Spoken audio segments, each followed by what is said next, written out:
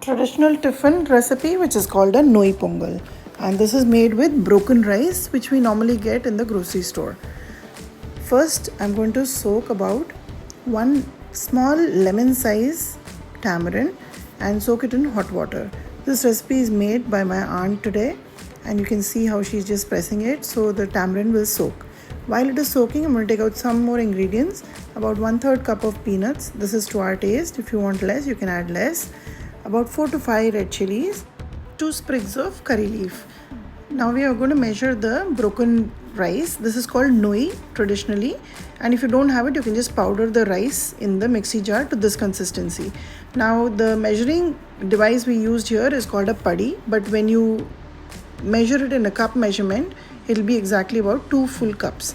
We are making it for about 4 adults here, and this recipe is completely going to be prepared in the pressure cooker. My aunt has added about 6 teaspoons of sesame seed oil. You may think it's a lot, but for this recipe it is really required.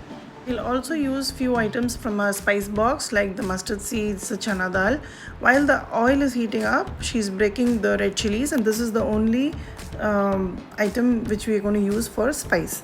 Now once the oil is hot, she's adding the mustard seeds, and the whole recipe is prepared initially on a medium-low heat so that none of the ingredients should burn. The tempering is very important for this dish, and once you see that the mustard seeds have popped, and you should definitely wait for this, otherwise it can be bitter, add the red chilies along with the seeds. This is a spicy variety of red chili and we totally enjoy it. Add the peanuts along with this and saute it, roast it very well. This is an important step. Don't keep the flame on high, keep it on a medium low and roast it well. Now we are using the pressure cooker because it has got a heavy bottom so that the dish does not dry out and burn. If you want to use a traditional vessel, you can always use the Vengalapana. Now as the peanuts are roasting, she's also adding about 2 tablespoons full of chana dal and the curry leaf. Now the flame is on a medium low and she's roasting it carefully so that it doesn't burn. While this is happening, she's also going to go ahead and add about a 1/4 teaspoon of turmeric powder and hing. I've told her to measure it. This is about almost 1/2 teaspoon of hing. And this dish is going to be very similar in taste to a puliyodrai, but the texture is completely different.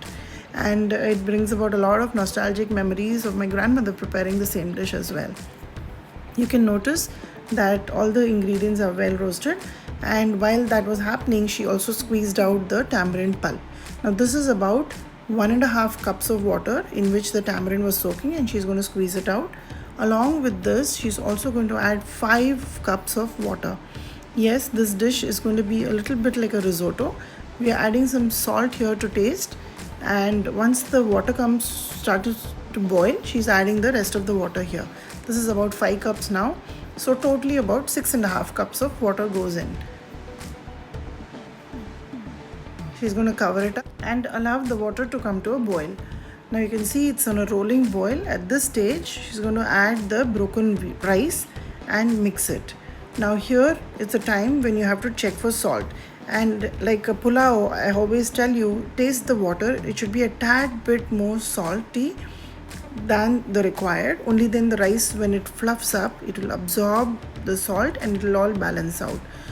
Trust me, it will not be too much. We felt it was a little less, so we have added a little bit more salt here, and this is a large quantity. So mix it well, and once you see that the bubbles are starting, cover the lid, and as the steam comes up, she just covered it with the whistle. She's taken about 3 pressure whistles and allowed it to naturally pressure release.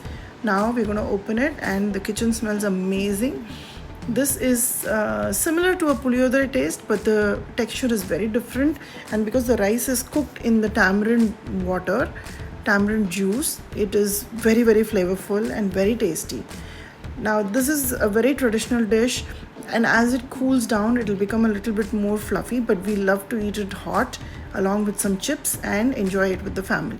Give this recipe a try. Like and subscribe my channel, follow me on Instagram, and let me know how the Noi Puli Pongal turned out for you. Let me know in your comments below.